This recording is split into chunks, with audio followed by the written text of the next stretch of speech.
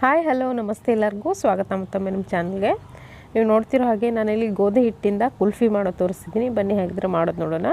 ನಾನಿಲ್ಲಿ ಒಂದು ಪಾತ್ರೆಗೆ ಒಂದು ಅರ್ಧ ಲೀಟ್ರಷ್ಟು ಹಾಲನ್ನ ಬಿಸಿ ಇಟ್ಕೊಂಡಿದ್ದೀನಿ. ಇದಕ್ಕೆ ಅರ್ಧ ಕಪ್ಪಷ್ಟು ಸಕ್ಕರೆ ಕೂಡ ಹಾಕ್ಕೊಂಡು ಇದನ್ನು ಬಿಸಿ ಇಟ್ಕೊಂಡಿದ್ದೀನಿ. ಇದಕ್ಕೇ ಒಂದು ಚಿಕ್ಕ ಬೌಲ್ನಲ್ಲಿ ಒಂದು 2 ಟೇಬಲ್ ಸ್ಪೂನ್ ಆಗೋಷ್ಟು ನೀರನ್ನು ಹಾಕ್ಕೊಂಡು 1 ಟೇಬಲ್ ಸ್ಪೂನಷ್ಟು ಗೋಧಿ ಹಿಟ್ಟನ್ನು ಹಾಕ್ಕೊಂಡು ಚೆನ್ನಾಗಿ ಗಂಟುಗಳಿಲ್ಲದೆ ಇರೋ ಥರ ಈ ಥರ ಮಿಕ್ಸ್ ಮಾಡ್ಕೊಳ್ಳಿ. ಒಂದು ಫೈನ್ ಪೇಸ್ಟ್ ಮಾಡಿಕೊಂಡು ಅದೇ ಹಾಲಿಗೆ ಇದನ್ನು ಹಾಕ್ಕೊಳ್ಬೇಕು. ಹಾಕ್ತಿದ್ದಾಗೇ ಕೈಯನ್ನು ತಿರುಗಿಸ್ಕೊಳ್ಳಿ.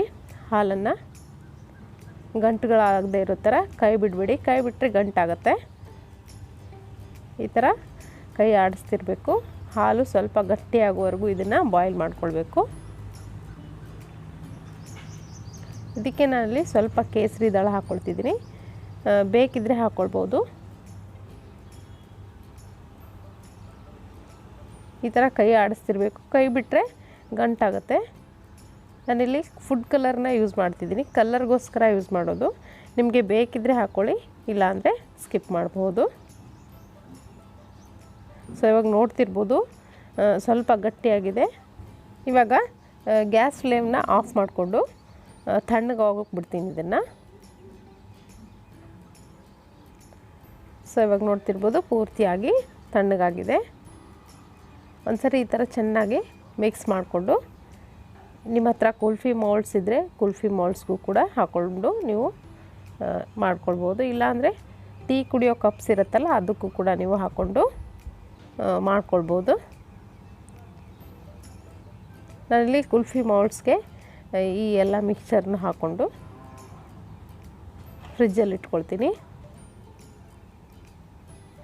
ತುಂಬ ಟೇಸ್ಟಿಯಾಗಿರುತ್ತೆ. ನಿಮಗೆ ಗೋಧಿ ಹಿಟ್ಟಿಂದ ಮಾಡಿದ್ದು ಅಂತ ಗೊತ್ತಾಗೋದಿಲ್ಲ, ಅಷ್ಟು ಟೇಸ್ಟಿಯಾಗಿರುತ್ತೆ. ನೀವು ಕೂಡ ಇದನ್ನು ನೋಡಾದಮೇಲೆ ಒಂದ್ಸರಿ ಮನೆಯಲ್ಲಿ ಮಾಡ್ಕೊಂಡು ನೋಡಿ ಅಭಿಪ್ರಾಯ ತಿಳಿಸಿ. ಇವಾಗ ಬೇಸಿಗೆ ಆಗಿರೋದ್ರಿಂದ ಇದನ್ನು ಆರಾಮಾಗೆ ಮಾಡ್ಕೊಳ್ಬೋದು. ಇವಾಗ ಈ ಸ್ಟಿಕ್ಗಳನ್ನು ಈ ಥರ ಸೆಟ್ ಮಾಡ್ಕೊಳ್ತೀನಿ. ಇದನ್ನು ನಾನು ಓವರ್ ನೈಟ್ ಅಥವಾ 8ರಿಂದ 10 ಗಂಟೆ ಫ್ರೀಝರ್ನಲ್ಲಿ ಇಡ್ತೀನಿ. ಇವಾಗ ನೋಡ್ತಿರ್ಬೋದು ನಾನಿಲ್ಲಿ ನೆಕ್ಸ್ಟ್ ಡೇ ಇದನ್ನು ತೆಗಿತಿರೋದು.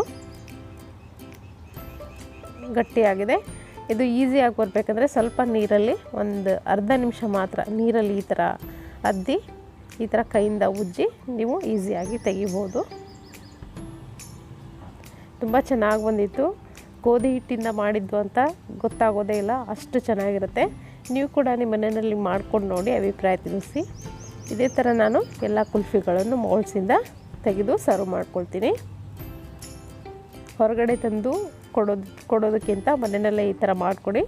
ಮಕ್ಕಳಿಗೆ ಆರೋಗ್ಯಕ್ಕೂ ಕೂಡ ಒಳ್ಳೆಯದು. ಸೊ ಇವಾಗ ಕುಲ್ಫಿ ರೆಡಿಯಾಗಿದೆ. ಈ ರೆಸಿಪಿ ನಿಮಗೆ ಇಷ್ಟ ಆಗಿದೆ ಅಂದ್ಕೊಳ್ತೀನಿ. ಇಷ್ಟ ಆಗಿದ್ದರೆ ಒಂದು ಲೈಕ್ ಒತ್ತೋದನ್ನು ಮರಿಬೇಡಿ. ಹಾಗೆ ನನ್ನ ಚಾನಲ್ಗೆ ಇನ್ನೂ ಯಾರ್ಯಾರು ಸಬ್ಸ್ಕ್ರೈಬ್ ಆಗಿಲ್ವೋ ದಯವಿಟ್ಟು ಸಬ್ಸ್ಕ್ರೈಬ್ ಆಗಿ. Thank you.